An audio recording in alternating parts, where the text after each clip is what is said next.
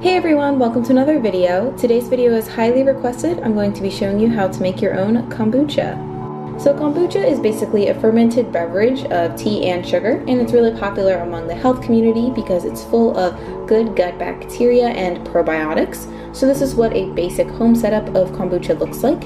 And the thing that makes the kombucha is what I'm pulling out right here, and it is called a SCOBY, which has a really fancy acronym, but you can basically just think of it as a circle of healthy bacteria.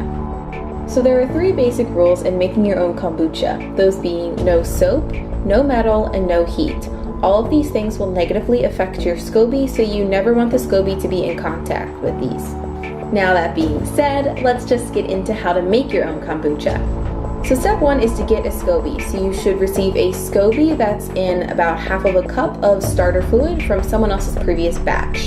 You can also purchase a SCOBY online that is inactive, but that will have separate instructions. So this video is more for those who are receiving an active SCOBY from a friend. So after you get your SCOBY, the first step will be to boil some water. So in a medium-sized saucepan, you're going to put 3 to 4 cups of preferably filtered water into the pot and bring this to a boil. This just kills the extra bacteria or toxins that may still be in the water. And while that's coming to a boil, you can prepare your brew. So for one batch of kombucha, you will need 2 tea bags. I use organic green tea. You'll also need 1/4 of a cup of sugar of your choice. I use organic cane sugar. This is the container that I use. It's certified vegan, which is really important to me as a vegan because other conventional sugars are often filtered through bone char, which is pretty gross. So once the water has reached a boil, just take it off the heat and pour it into the bowl where you have set up your first brew. And when you pour the water in, it should pretty much melt all of the sugar, but give it a little stir just in case to get any leftover crystals. And then you want the tea to cool completely and brew for at least 5 to 7 minutes. You can take it out after around 7 minutes, but I just keep the tea bags in the whole time, and I haven't really noticed a difference in taste with my kombucha. So once your tea has cooled, you're going to assemble the first ferment. So just remove your tea bags, squeeze out any of the remaining liquid, and just get rid of them how you please. So to assemble your first brew, you're going to need a glass mason jar that holds about 4 cups of liquid, and all you're going to do is pour the SCOBY and the starter liquid into the jar, and then pour the cooled sugary tea water into the jar as well. And the sugary tea is a food for the SCOBY, so the SCOBY will eat the sugar in the tea water, and that will cause the liquid to ferment. So all you have to do is cover it with a little piece of cloth or a paper towel and a rubber band or hair tie to keep it secure. Then you're just going to store this jar in a cool and dry place for around a week. So after your first brew has fermented for about a week and most of the sugars have been eaten by the SCOBY, you will have a baby SCOBY on top of this liquid, which you can see in this video, and you can do one of 2 things with your SCOBY. First, you can choose to share your SCOBY with a friend. So all you need to do is remove it from the jar with non-metal utensils.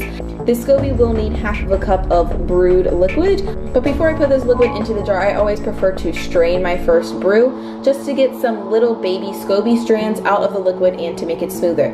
So for that, you're just going to need a glass bowl and a plastic strainer. This is the one that I use, and all you have to do is pour your first brew through the strainer and your SCOBY will plop out. Then just return the old SCOBY back to its jar. If you want to wash this jar before you put the SCOBY in, you can use a mixture of hot water and vinegar. Remember, we don't use soap.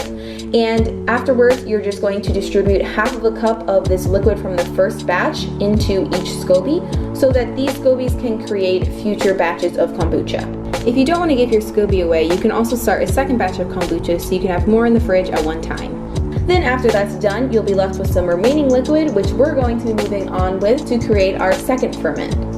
So the second ferment is completely optional, but this is how your kombucha becomes fizzy. Basically what you're going to do is pour the remaining leftover liquid from the first ferment into a glass jar with 1 teaspoon of sugar. Then you're going to seal the lid on this jar, which allows for carbonation to accumulate. You can also add flavor to your kombucha at this point by adding some fresh fruit or dehydrated spices, but I just prefer to keep it simple and leave my kombucha unflavored.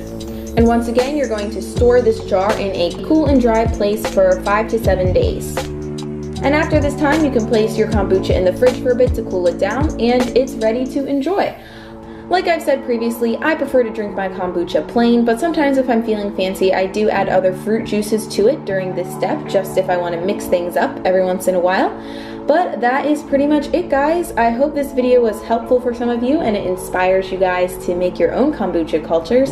It looks kind of intimidating at first, but it's actually really easy once you start to get the hang of it, and I absolutely love kombucha and I love incorporating it as a probiotic into my healthy vegan diet. So as always, guys, thank you so much for watching. I really appreciate it, and I will see you in the next video. Bye!